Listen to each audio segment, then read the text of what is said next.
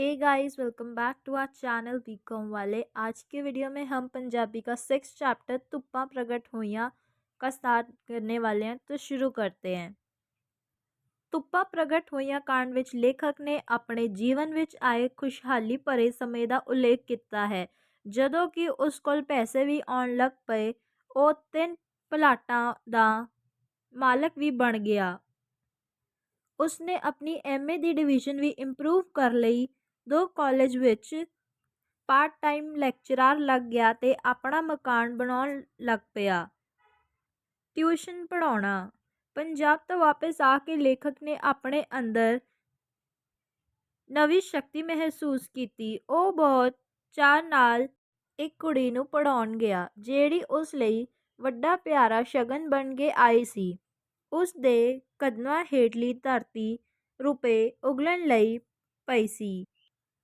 ਉਹ ਕੁੜੀ ਕਿਸੇ ਪ੍ਰਾਈਵੇਟ ਇੰਸਟੀਟਿਊਸ਼ਨ ਵਿੱਚ ਪੜ੍ਹਦੀ ਸੀ, ਜਿੱਥੇ ਬੀਏ ਨੂੰ ਪੰਜਾਬੀ ਪੜ੍ਹਾਉਣ ਵਾਸਤੇ 10ਵੀਂ ਜਾਂ ਵੱਧ ਤੋਂ ਵੱਧ ਗਿਆਨੀ ਰੱਖੇ ਹੁੰਦੇ ਸਨ। ਕੁੜੀ ਵਿਚਲੀ ਗਿਆਨ ਦੀ ਅਤਿਰਿਕਤ ਪੜ੍ਹਨ ਤੇ ਜਾਣਨ ਦਾ ਸੋਚ ਉਸ ਨੂੰ ਲੇਖਕ ਦੇ ਕੋਲ ਖਿੱਚ ਲਿਆਇਆ। ਲੇਖਕ ਬੜੀ ਰੀਝ ਨਾਲ ਮਿਹਨਤ ਕਰਕੇ ਉਸ ਨੂੰ ਪੜ੍ਹਾਉਂਦਾ।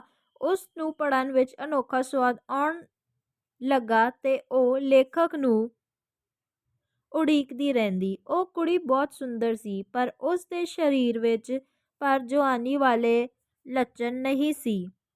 ਉਹ ਬੇਮਤਲਬ ਗੱਲ ਨਹੀਂ ਸੀ ਕਰਦੀ। ਲੇਖਕ ਜਾਂਦੇ ਹੀ ਪੜ੍ਹਾਉਣਾ ਸ਼ੁਰੂ ਕਰ ਦਿੰਦਾ ਤੇ ਕੰਮ ਮੁਕਾ ਕੇ ਉੱਠ ਖੜਾ ਹੁੰਦਾ। ਲੇਖਕ ਜਦੋਂ ਚੌਥੇ ਦਿਨ ਪੜ੍ਹਾਉਣ ਗਿਆ ਤਾਂ ਉਹ ਦੇਖ ਕੇ ਹੱਸ ਪਈ ਤੇ ਪੁੱਛਣ ਲੱਗੀ ਕਿ ਉਹ ਕੋਈ ਹੋਰ ਕੰਮ ਵੀ ਕਰਦਾ ਹੈ। ਲੇਖਕ ਉਸ ਉੱਤਰ ਆਪਣੇ ਵਿਹਲੇ ਤੇ ਬੇਰੁਜ਼ਗਾਰ ਹੋਣ ਦਾ ਪ੍ਰਭਾਵ ਨਹੀਂ ਸੀ ਪਾਉਣਾ ਚਾਹੁੰਦਾ।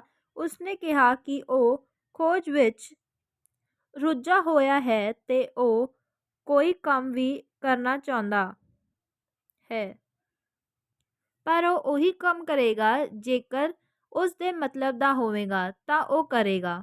ਗੱਲ ਇਸ ਤਰ੍ਹਾਂ ਹੋਈ ਕਿ ਕੁੜੀ ਨੇ ਆਪਣੇ ਕਾਲਜ ਦੇ ਗਿਆਨੀ ਦੇ ਲੇਖਕ ਨੂੰ ਦੇ ਪੜ੍ਹਾਉਣ ਵਿੱਚ ਜ਼ਮੀਨ ਆਸਮਾਨ ਦਾ ਫਰਕ ਲੱਗਾ।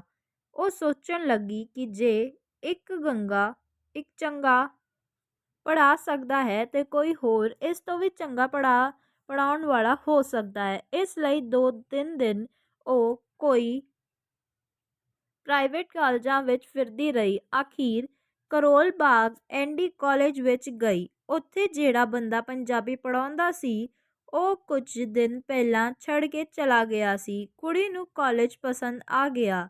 ਉਸਨੇ ਪ੍ਰਿੰਸੀਪਲ ਅੱਗੇ ਲੇਖਕ ਦਾ ਜ਼ਿਕਰ ਅਜਿਹੀ ਪ੍ਰਸ਼ੰਸਾ ਭਰੇ ਸ਼ਬਦਾਂ ਨਾਲ ਕੀਤਾ ਕਿ ਪ੍ਰਿੰਸੀਪਲ ਨੇ ਲੇਖਕ ਨੂੰ ਮਿਲਣਾ ਚਾਹਿਆ। ਕਾਲਜ ਵਿੱਚ ਪੜ੍ਹਾਉਣ ਤੇ ਆਮਦਨ ਦਾ ਵਧਣਾ।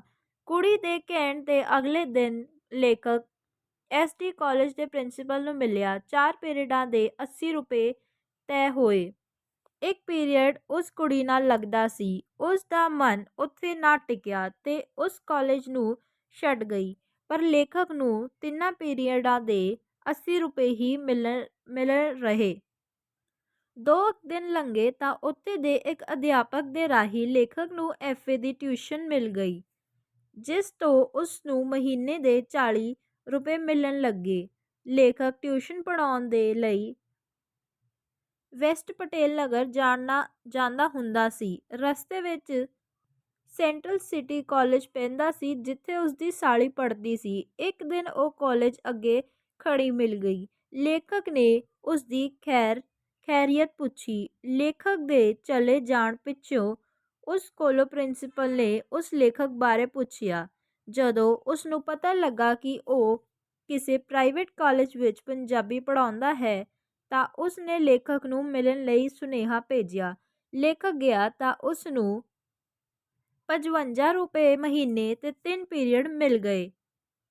ਸੈਂਟਰਲ ਸਿਟੀ ਕਾਲਜ ਵਿੱਚ ਪੜ੍ਹਾਉਂਦਿਆਂ ਉਸ ਦੀ ਮੁਲਾਕਾਤ ਦਵਿੰਦਰ ਇਸਰ ਨਾਲ ਹੋ ਗਈ, ਜੋ ਉਸੇ ਕਾਲਜ ਵਿੱਚ ਲੇਖਕ ਵਾਂਗ ਪੜ੍ਹਾ ਰਿਹਾ ਸਨ। ਉਹਨਾਂ ਦੇ ਰਾਹੀਂ ਲੇਖਕ ਨੂੰ ਆਰੀਆ ਸਮਾਜ ਰੋਡ ਤੇ ਦਿੱਲੀ ਪਬਲਿਕ ਕਾਲਜ ਵਿੱਚ 95 ਰੁਪਏ ਤੇ 3 ਪੀਰੀਅਡ ਮਿਲ ਗਏ। ਇਸ ਤਰ੍ਹਾਂ ਲੇਖਕ ਦੀ ਆਮਦਨ 15-20 ਦਿਨਾਂ ਵਿੱਚ 300 ਰੁਪਏ ਹੋ ਗਈ। ਪੰਜਾਬ ਵਿੱਚ ਉਸੇ ਸਮੇਂ ਲੈਕਚਰਾਰ ਨੂੰ 150 ਰੁਪਇਆ ਮਹੀਨਾ ਤਨਖਾਹ ਮਿਲਦੀ ਸੀ। ਲੇਖਕ ਨੂੰ ਲੱਗਾ ਕਿ ਉਹ ਖੂਬ ਰੁਪਇਆ ਕਮਾ ਰਿਹਾ ਹੈ।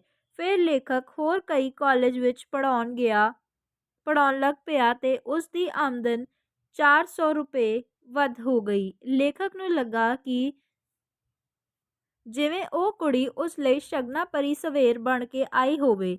ਲੇਖਕ ਲਈ ਜ਼ਿੰਦਗੀ ਦੇ ਅਰਥ ਬਦਲਣ ਲੱਗੇ ਤੇ ਉਸ ਨੂੰ ਸਭ ਕੁਝ ਮਿੱਠਾ ਮਿੱਠਾ ਲੱਗਣ। ਉਸ ਕੁੜੀ ਨੇ 2 ਮਹੀਨੇ ਟਿਊਸ਼ਨ ਪੜ੍ਹਨੀ ਸੀ। ਲੇਖਕ ਨੇ ਉਸ ਨੂੰ ਬੜੀ ਰੀਝ ਨਾਲ ਪੜ੍ਹਾਇਆ ਤੇ ਫਿਰ ਉਹਨਾਂ ਦੇ ਰਾਹ ਨਿਖੜ ਗਏ। ਜੇ ਉਹ ਕਦੀ ਰਾਹ ਵਾਲੇ ਮਿਲੀ ਤਾਂ ਉਹ ਉਪਰੀ ਜਿਹੀ ਨਿਗਾਹ ਨਾਲ ਦੇਖਦੀ ਤਾਂ ਲੇਖਕ ਵੀ ਉਸ ਨੂੰ ਕਿਸ ਤਰ੍ਹਾਂ ਪਛਾਣਦਾ।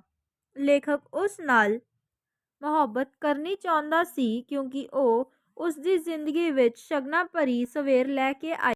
ਪਰ ਉਹ ਅਹਿਸਾਸਾਂ ਤੋਂ ਕੋਰੀ ਪੱਥਰ ਦੀ ਸੋਹਣੀ ਮੂਰਤ ਸੀ।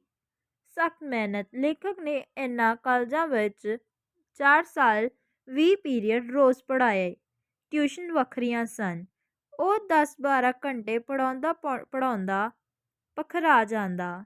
ਇੱਕ ਥਾਂ ਤੋਂ ਦੂਜੀ ਥਾਂ ਪੜ੍ਹਾਉਣ ਜਾਣ ਲਈ ਉਸ ਨੂੰ ਸਾਈਕਲ ਤੇ ਤੇਜ਼ ਚਲਾਉਣਾ ਪੈਂਦਾ ਜਿਸ ਨਾਲ ਉਸ ਦਾ ਸਾਹ ਫੁੱਲਣ ਲੱਗਦਾ। ਲੇਖਕ ਦੇ ਇੱਕ ਸਾਥੀ ਨੂੰ ਬਹੁਤਾ ਬੋਲਣ ਤੇ ਸਾਈਕਲ ਚਲਾਉਣ ਕਰਕੇ ਦਮੇ ਦੀ ਸ਼ਿਕਾਇਤ ਹੋ ਗਈ ਸੀ। 200-200 ਮੁੰਡਿਆਂ ਤੇ ਕੁੜੀਆਂ ਦੀਆਂ ਕਲਾਸਾਂ ਨੂੰ ਪੜ੍ਹਾਉਣ ਲਈ ਖੂਬ ਉੱਚੀ ਬੋਲਣਾ ਪੈਂਦਾ ਹੈ। ਇਸ ਕਰਕੇ ਫੇਫੜੇ ਤੋਂ ਗਲਾ ਕੀ ਕਰਦਾ। ਆਵਾਜ਼ ਦਾ ਬੰਦ ਹੋਣਾ। ਇੱਕ ਦਿਨ ਰਾਤ ਵੇਲੇ ਦਿੱਲੀ ਪਬਲਿਕ ਕਾਲਜ ਵਿੱਚ ਲੇਖਕ ਪੜ੍ਹਾ ਰਿਹਾ ਸੀ ਤੇ ਉਸ ਦੀ ਆਵਾਜ਼ ਇੱਕਦਮ ਬੰਦ ਹੋ ਗਈ। ਉਹ ਘਬਰਾ ਗਿਆ। ਕਲਾਸ ਨੂੰ ਉਸ ਦੇ ਇਸ਼ਾਰੇ ਨਾਲ ਸਮਝਾਇਆ ਕਿ ਉਸ ਦੀ ਆਵਾਜ਼ ਬੰਦ ਹੋ ਗਈ ਹੈ। ਸਰਦੀਆਂ ਦੀ ਰਾਤ ਹੋਣ ਕਰਕੇ 9 ਵਜੇ ਕੋਈ ਡਾਕਟਰ ਨਾ ਮਿਲਿਆ। ਉਹ ਸਾਈਕਲ ਤੇ ਘਰ ਵੱਲ ਜਾ ਰਿਹਾ ਸੀ ਕਿ ਰਸਤੇ ਵਿੱਚ ਇੱਕ ਨਾਲਾ ਟੱਪਦਿਆਂ ਉਸ ਨੂੰ ਜ਼ੋਰ ਦਾ ਹੁਜਰਾ ਲੱਗਾ ਤੇ ਉਸ ਦੀ ਆਵਾਜ਼ ਵਾਪਸ ਆ ਗਈ। ਅਨੁਵਾਦ। ਪੰਜਾਬ ਯੂਨੀਵਰਸਿਟੀ ਵਿੱਚ ਅਰਥ ਸ਼ਾਸਤਰ, ਰਾਜਨੀਤੀ ਸ਼ਾਸਤਰ ਤੇ ਇਤਿਹਾਸ ਆਦਿ ਦੇ ਵਿਸ਼ੇ ਅੰਗਰੇਜ਼ੀ ਵਿੱਚ ਪੜ੍ਹਾਏ ਜਾਂਦੇ ਸਨ। ਪਰ ਨਾਲ ਨਾਲ ਉਹਨਾਂ ਪੰਜਾਬੀ ਤੇ ਹਿੰਦੀ ਦੇ ਅਧਿਆਪਕ ਵੀ ਅਪਣਾ ਲਏ ਸਨ। ਇਸ ਲਈ ਇਹਨਾਂ ਵਿਸ਼ਿਆਂ ਨਾਲ ਸੰਬੰਧਿਤ ਕਿਤਾਬਾਂ ਅੰਗਰੇਜ਼ੀ ਵਿੱਚ ਅਨੁਵਾਦ ਹੋਣ ਲੱਗੀਆਂ। ਲੇਖਕ ਨੇ ਕੁਝ ਕਿਤਾਬਾਂ ਅਨੁਵਾਦ ਕੀਤੀਆਂ ਤੇ ਕੁਝ BA, FA ਦੀਆਂ ਗਾਈਡਾਂ ਲਿਖੀਆਂ। ਇਹ ਕੰਮ ਪੜ੍ਹਾਉਣ ਤੋਂ ਇਲਾਵਾ ਸੀ। ਰਾਤ ਦੇ 11-12 ਵਜੇ ਤੱਕ ਉਹ ਲਿਖਦਾ ਜਾਂ ਪੜ੍ਹਾਉਂਦਾ ਰਹਿੰਦਾ। ਲੇਖਕ ਤੇ ਰੁਪਏ ਕਮਾਉਣ ਦੀ ਧੁਨ ਜਿਹੀ ਸਵਾਰ ਹੋ ਗਈ। ਉਹ ਸਾਬਤ ਕਰਨਾ ਚਾਹੁੰਦਾ ਸੀ ਕਿ ਉਹ ਢੇਰ ਸਾਰਾ ਰੁਪਇਆ ਕਮਾ ਸਕਦਾ ਹੈ। ਪਰ ਉਸ ਨੇ ਆਪਣੀ ਸਿਹਤ ਖਰਾਬ ਕਰ ਲਈ ਜੋ ਕਦੇ ਨਾ ਸੁਧਰੀ। ਪਲਾਟ ਖਰੀਦਣੇ। ਫਿਰ ਉਸ ਵਿੱਚ ਰੱਜੇ ਪੁੱਜੇ ਹੋਣ ਤੇ ਲੱਛਣ ਪ੍ਰਗਟ ਹੋਣ ਲੱਗੇ। ਉਸ ਨੇ ਕੀਮਤਾਂ ਤੇ ਰਜੌਰੀ ਗਾਰਡਨ ਵਿੱਚ ਇੱਕ ਪਲਾਟ ਖਰੀਦਿਆ ਤੇ 6 ਮਹੀਨਿਆਂ ਬਾਅਦ ਇੱਕ ਹੋਰ। ਕੁਝ ਮਹੀਨਿਆਂ ਬਾਅਦ ਚੰਡੀਗੜ੍ਹ 15-20 ਸੈਕਟਰ ਵਿੱਚ ਇੱਕ ਪਲਾਟ ਖਰੀਦ ਲਿਆ ਤੇ 2-2.5 ਸਾਲਾਂ ਵਿੱਚ ਉਸ ਦਾ ਕਾਇਆ ਕਲਪ ਹੋ ਗਿਆ। ਲੇਖਕ ਨੂੰ ਅਹਿਸਾਸ ਹੋ ਗਿਆ ਸੀ ਕਿ ਆਦਮੀ ਜਿੱਧਰ ਮੂੰਹ ਕਰਕੇ ਸਾਧਨਾ ਕਰੇ ਤਾਂ ਉਹ ਹੀ ਉਸ ਦਾ ਮੱਕਾ ਮਦੀਨਾ ਬਣ ਜਾਂਦਾ ਹੈ। ਗੱਲ ਸਿਰਫ ਇੰਨੀ ਸੀ ਕਿ ਉਸ ਨੇ ਪੈਸੇ ਕਮਾਉਣ ਦੀ ਥਾਂ ਖੋਜ ਨੂੰ ਆਪਣਾ ਮੱਕਾ ਮਦੀਨਾ ਬਣਾ ਲਿਆ ਸੀ। ਉਸ ਨੇ 3 ਸਾਲਾਂ ਅੰਦਰ ਕਿਸ਼ਤਾਂ ਤੇ 3 ਪਲਾਟ ਖਰੀਦ ਲਏ ਸਨ।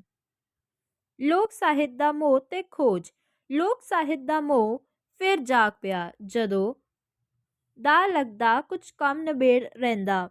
ਜੇ ਵਕਤ ਨਾ ਮਿਲਦਾ ਤਾਂ ਬਿਮਾਰੀ ਦਾ ਬਹਾਨਾ ਕਰਕੇ ਘਰ ਬੈਠ ਕੇ ਲਿਖਣ ਪੜ੍ਹਨ ਵਿੱਚ ਰੁੱਝਿਆ ਰਹਿੰਦਾ। ਇਹਨਾਂ ਸਾਲਾਂ ਵਿੱਚ ਲੋਕ ਕਹਾਣੀ, ਜਨੌਰ ਕਹਾਣੀ, ਲੋਕ ਆਖਦੇ ਹਨ ਤੇ ਕਵਲ ਪੱਤੀਆਂ ਦੇ ਸੰਗ੍ਰਹਿ ਛਪੇ।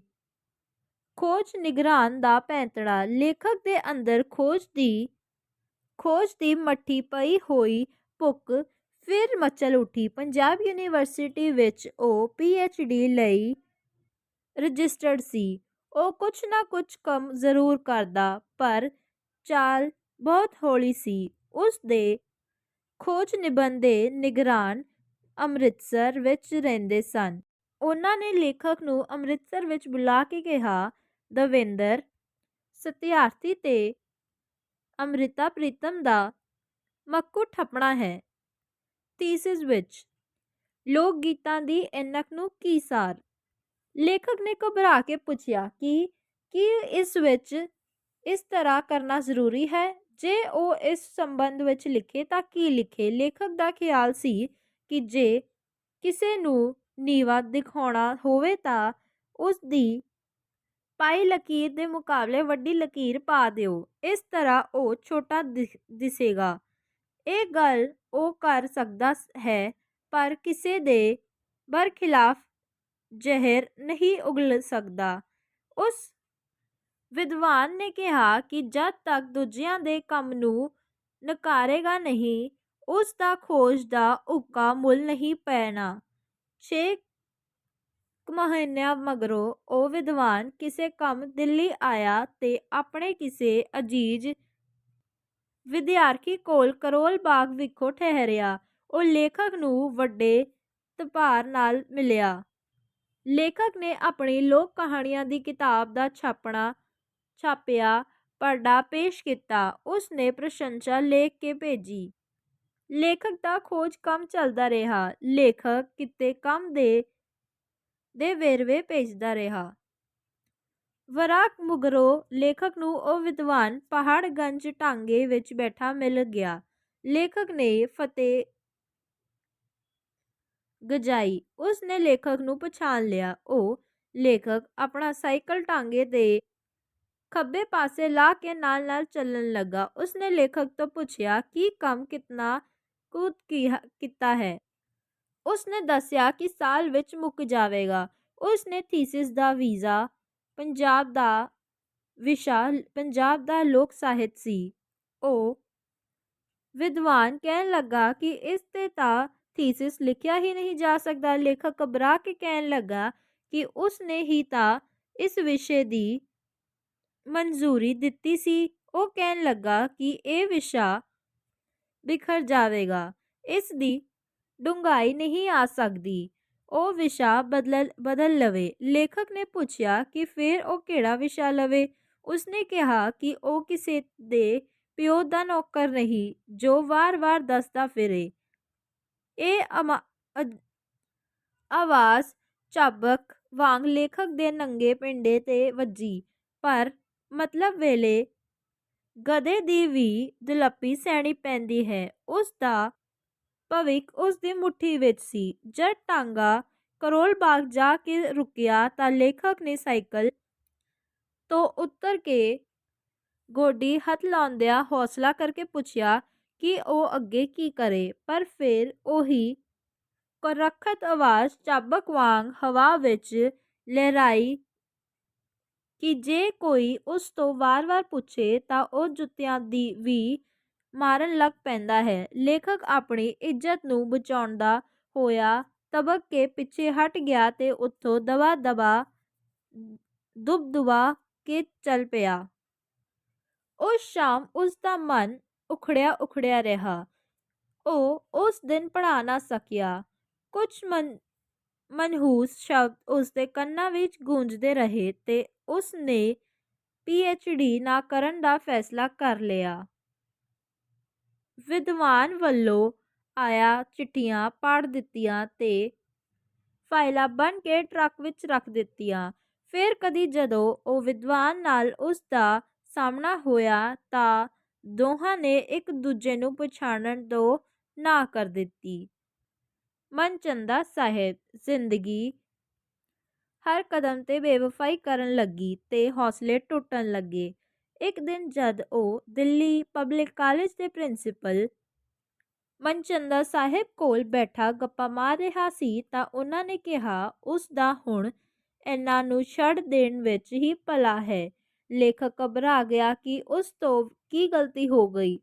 ਉਹ ਤਾਂ ਵੱਡੀ ਸੁਹਿਰਦਤਾ ਨਾਲ ਪੜ੍ਹਾਉਂਦਾ ਰਿਹਾ ਹੈ। ਕਦੇ ਕਿਸੇ ਵਿਦਿਆਰਥੀ ਨੇ ਸ਼ਿਕਾਇਤ ਨਹੀਂ ਕੀਤੀ। ਮਨਚੰਦਾ ਸਾਹਿਬ ਲੇਖਕ ਦੇ ਚਿਹਰੇ ਦੀ ਘਬਰਾਹਟ ਨੂੰ ਭਾਂਪ ਗਏ ਤੇ ਕਹਿਣ ਲੱਗੇ ਕਿ ਉਹ ਗਲਤ ਨਾ ਸਮਝੇ। ਜੇ ਉਹ ਤਰੱਕੀ ਕਰਨਾ ਚਾਹੁੰਦਾ ਹੈ ਤਾਂ ਉਸ ਲਈ ਉਹਨਾਂ ਨੂੰ ਛੱਡ ਦੇਣਾ ਹੀ ਠੀਕ ਹੈ, ਕਿਉਂਕਿ ਉਸ ਦੇ ਵਰਗੇ ਵਗਦੇ ਦਰਿਆ ਦੀ ਲੋੜ ਹੈ ਜੋ ਉਸ ਨੂੰ ਸਮੁੰਦਰ ਵੱਲ ਲੈ ਜਾਵੇਗੀ। ਫਿਰ ਉਹਨਾਂ ਕਿਹਾ ਕਿ ਉਹ ਜਦ ਤੱਕ ਚਾਹੇ ਉਹਨਾਂ ਕੋਲ ਕੰਮ ਕਰ ਸਕਦਾ ਹੈ। ਇਹ ਉਹਨਾਂ ਵਾਸਤੇ ਭਾਵੇਂ ਮਾਣ ਦੀ ਗੱਲ ਹੈ, ਪਰ ਉਸ ਲਈ ਨਹੀਂ, ਜਾਣੀ ਕਿ ਲੇਖਕ ਦੇ ਲਈ ਨਹੀਂ। ਲੇਖਕ ਦੇ ਦਿਲ ਨੂੰ ਹੌਸਲਾ ਹੋ ਗਿਆ, ਪਰ ਉਹ ਉਦਾਸ ਹੋ ਗਿਆ। ਇਹ ਕਾਲਜ ਵਿੱਦਿਆ ਵੇਚਣ ਵਾਲੀਆਂ ਦੁਕਾਨਾਂ ਸਨ। ਇਹ ਦੁਕਾਨਾਂ ਕਦੇ ਲੇਖਕ ਦਾ ਸੁਪਨਾ ਨਹੀਂ ਸੀ ਬਣਨੀਆਂ। ਐਮ.ਏ. ਦੀ ਡਿਵੀਜ਼ਨ ਸੁਧਾਰਨਾ ਹਮੇਸ਼ਾ ਹਨੇਰਾ ਨਹੀਂ ਰਹਿੰਦਾ ਹੈ। ਲੇਖਕ ਨੂੰ ਚਾਨਣ ਦੀ ਕਿਰਨ ਉਸ ਵੇਲੇ ਦਿਖਾਈ ਦਿੱਤੀ ਜਦੋਂ ਪੰਜਾਬ ਯੂਨੀਵਰਸਿਟੀ ਨੇ ਐਮ.ਏ. ਦੀ ਡਿਵੀਜ਼ਨ ਸੁਧਾਰਨ ਦੀ ਮਨਜ਼ੂਰੀ ਦੇ ਦਿੱਤੀ। 3 ਮਹੀਨੇ ਰਹਿੰਦੇ ਸਨ। ਲੇਖਕ ਨੇ ਫਾਰਮ ਭਰ ਕੇ ਭੇਜ ਦਿੱਤਾ। ਲੇਖਕ ਦੇ ਇੱਕ ਦੋਸਤ ਨੇ ਕਿਹਾ ਕਿ ਉਸ ਨੂੰ ਕਾਹਲੀ ਨਹੀਂ ਕਰਨੀ ਚਾਹੀਦੀ ਹੈ ਤੇ ਤਿਆਰੀ ਕਰਕੇ ਇਮਤਿਹਾਨ ਵਿੱਚ ਬੈਠਣਾ ਚਾਹੀਦਾ ਹੈ। ਲੇਖਕ ਇਮਤਿਹਾਨ ਵਿੱਚ ਨਾ ਬੈਠਾ। ਦੁਬਾਰਾ ਖੂਬ ਮਿਹਨਤ ਕਰਕੇ ਦਾਖਲਾ ਭੇਜਿਆ ਤੇ ਸਭ ਤੋਂ ਵੱਧ ਨੰਬਰ ਲਏ। ਲੇਖਕ ਨੂੰ ਚਾਅ ਚੜ੍ਹ ਗਿਆ। ਉਸ ਨੂੰ ਚਿਰਾਂ ਤੋਂ ਸੁਪਨੇ ਸਾਕਾਰ ਹੁੰਦੇ ਦਿਸੇ। ਉਹ ਦੋਸਤਾਂ ਮਿੱਤਰਾਂ ਨੂੰ ਖਬਰ ਕਰਨ ਲਈ ਖਾਲਸਾ ਕਾਲਜ ਗਿਆ। ਰਸਤੇ ਵਿੱਚ ਉਸੇ ਕੋਲ ਬਲਵੰਤ ਸਿੰਘ ਲੰਘਿਆ, ਜੋ ਕੈਂਪ ਕਾਲਜ ਵਿੱਚ ਪੜ੍ਹਾਉਂਦਾ ਸੀ ਤੇ ਉਸ ਦਾ ਮਿੱਤਰ ਸੀ। ਉਸ ਨੂੰ ਆਵਾਜ਼ ਦੇ ਕੇ ਦੱਸਿਆ ਕਿ ਐਮ.ਏ. ਦਾ ਨਤੀਜਾ ਆ ਗਿਆ ਹੈ ਤੇ ਉਸ ਦੇ ਸਭ ਤੋਂ ਵੱਧ ਨੰਬਰ ਹਨ। ਉਸ ਨੂੰ ਬਹੁਤ-ਬਹੁਤ ਮੁਬਾਰਕਾਂ ਦਿੱਤੀਆਂ ਤੇ ਚਲਾ ਗਿਆ। ਜਦੋਂ ਲੇਖਕ ਦੁਪਹਿਰੇ ਖਾਣਾ ਖਾਣ ਲਈ ਘਰ ਆਇਆ ਤਾਂ ਉਸ ਦੀ ਪਤਨੀ ਨੇ ਉਸ ਨੂੰ ਬਲਵੰਤ ਸਿੰਘ ਦੀ ਭੇਜੀ ਚਿੱਠੀ ਦਿੱਤੀ, ਜੋ ਕੈਂਪ ਕਾਲਜ ਦਾ ਚਪੜਾਸੀ ਦੇ ਗਿਆ ਸੀ।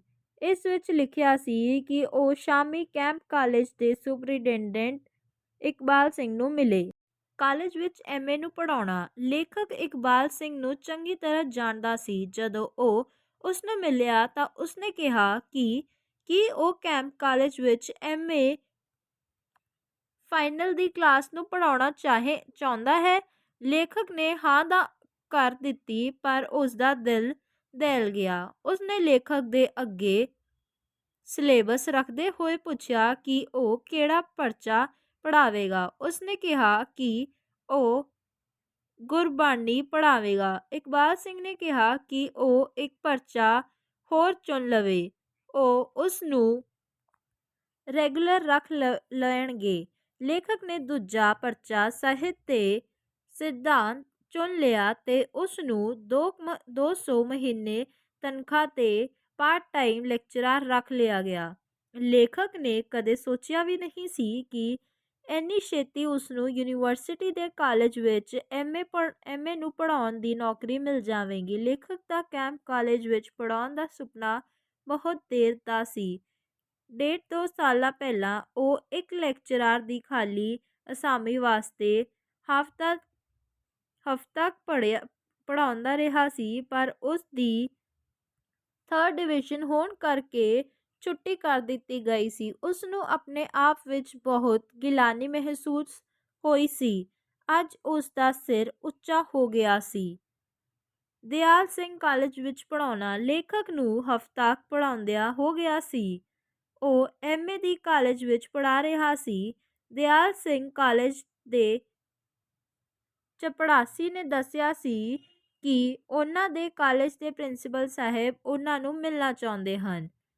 ਇੱਕੋ ਬਿਲਡਿੰਗ ਵਿੱਚ ਦਿੱਲੀ ਯੂਨੀਵਰਸਿਟੀ ਦੇ 2 ਕਾਲਜ, ਕੈਂਪ ਕਾਲਜ ਤੇ ਦਿਆਲ ਸਿੰਘ ਕਾਲਜ ਸਨ। ਦਿਆਲ ਸਿੰਘ ਕਾਲਜ ਦੀ ਸ਼ਾਖਾ ਹਾਰਡਿੰਗ ਬ੍ਰਿਜ ਦੇ ਨੇੜੇ ਦਿਆਲ ਸਿੰਘ ਲਾਇਬ੍ਰੇਰੀ ਵਿੱਚ ਸੀ। ਲੇਖਕ ਜਦ ਕਾਲਜ ਪੜ੍ਹਾ ਕੇ ਦਿਆਲ ਸਿੰਘ ਕਾਲਜ ਦੇ ਪ੍ਰਿੰਸੀਪਲ ਨੂੰ ਮਿਲਣ ਗਿਆ ਤਾਂ ਉਹਨਾਂ ਨੇ ਪੁੱਛਿਆ ਕਿ ਕੀ ਉਹ ਦਿਆਲ ਸਿੰਘ ਕਾਲਜ ਵਿੱਚ ਪੜ੍ਹਾਵੇਗਾ। ਉਹਨਾਂ ਦੱਸਿਆ ਕਿ ਅੱਜ ਦੇ ਪਾਰਟ ਟਾਈਮ ਨੌਕਰੀ ਹੈ, ਪਰ ਬਾਅਦ ਵਿੱਚ ਫੁੱਲ ਟਾਈਮ ਦੇ ਪਰਮਾਨੈਂਟ ਹੋ ਜਾਵੇਗੀ। 150 ਮਹੀਨਾ ਮਿਲੇਗਾ ਤੇ ਇੱਕ ਪੀਰੀਅਡ ਰੋਜ਼ ਪੜ੍ਹਾਉਣਾ ਹੈ। ਲੇਖਕ ਨੇ ਇਹ ਨੌਕਰੀ ਮਨਜ਼ੂਰ ਕਰ ਲਈ ਤੇ ਦੋਸਤਾਂ ਦੀ ਕੈਂਪ ਕਾਲਜ ਵਿੱਚ ਵੀ ਪਾਰਟ ਟਾਈਮ ਹੀ ਪੜ੍ਹਾਉਂਦਾ ਹੈ। ਲੇਖਕ 15 ਧੰਨਵਾਦ ਕਰਕੇ ਅਗਲੇ ਦਿਨ ਸਵੇਰੇ ਬੜੀ ਚਾਅ ਨਾਲ ਦਿਆਲ ਸਿੰਘ ਕਾਲਜ ਹਾਰਡਿੰਗ ਬ੍ਰਿਜ ਗਿਆ। ਉਸਦਾ ਇੱਕ ਹੋਰ ਸੁਪਨਾ ਸੱਚ ਹੋ ਗਿਆ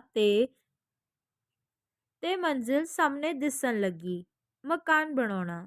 ਲੇਖਕ ਦਾ ਹੁਣ ਸੁਪਨਾ ਮਕਾਨ ਬਣਾਉਣਾ ਦਾ ਸੀ। ਉਹ ਮਕਾਨ ਦਾ ਨਕਸ਼ਾ ਬਣਵਾ ਕੇ ਤੇ ਸਰਕਾਰ ਤੋਂ ਕਰਜ਼ਾ ਲੈ ਕੇ ਰਾਜੌਰੀ ਗਾਰਡਨ ਵਿੱਚ ਮਕਾਨ ਬਣਾਉਣ ਲੱਗਾ। ਰਾਜੌਰੀ ਗਾਰਡਨ ਵਾਲਾ ਦੂਜਾ ਪਲਾਟ ਉਸਨੇ ਆਪਣੇ ਭਰਾ ਤੋਂ ਪੈਸੇ ਲੈ ਕੇ ਉਸਨੂੰ ਦੇ ਦਿੱਤਾ। ਪੂਰੇ 12 ਸਾਲਾਂ ਮਗਰੋਂ ਉਸਨੂੰ ਸੁਪਨਿਆਂ ਦੀ ਨੌਕਰੀ ਮਿਲੀ ਤੇ ਰਹਿਣ ਲਈ ਘਰ। ਹੁਣ ਉਸਦੇ ਸਾਹਮਣੇ PhD ਦਾ ਨਿਸ਼ਾਨਾ ਸੀ। ਉਸਨੇ ਦਿੱਲੀ यूनिवर्सिटी ਵਿੱਚ रजिस्ट्रेशन करवा ली।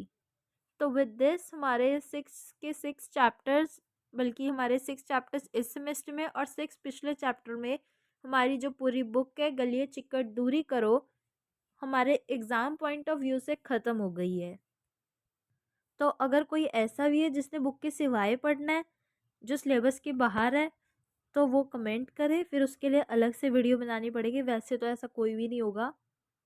तो जो बाकी के क्वेश्चंस हैं वो इसी से है। ये भी एक क्वेश्चन है कि गलिए चिक्कड़ दूरी कर पुस्तक दी एक सहजीवनी दे रूप विच परख करो। तो ये आप देख सकते हो। कई बार क्वेश्चंस ये भी आ जाते हैं कि आपने गलिए चिक्कड़ बुक जो है आपने उससे क्या सीखा, और उससे रिलेटेड बहुत कुछ आप स्क्रीनशॉट ले सकते हो। तो इसमें बहुत बार अलग अलग टाइप के क्वेश्चंस भी आ जाते हैं, ज़रूरी नहीं कि सारे ही आए। वैसे तो 99.9% आपके सारे ही आते हैं। बहुत कभी रेयर ऐसा होता है कि कोई और क्वेश्चन आ जाए। कोई और क्वेश्चन भी सिर्फ ऐसे ही आता है कि आपने चैप्टर से क्या सीखा या आपने राइटर से आप क्या समझना चाहोगे। ऐसा कुछ क्वेश्चन नहीं होता जिसके अंदर आप सार को ही बना के भी लिख सकते हो। तो 6 मार्क्स का ये क्वेश्चन था इस चैप्टर का जो हमने किया, और जो स्मॉल क्वेश्चंस होंगे उनकी अलग से वीडियो होगी। आई होप आपको समझ आया। तो please like the video and subscribe to our channel.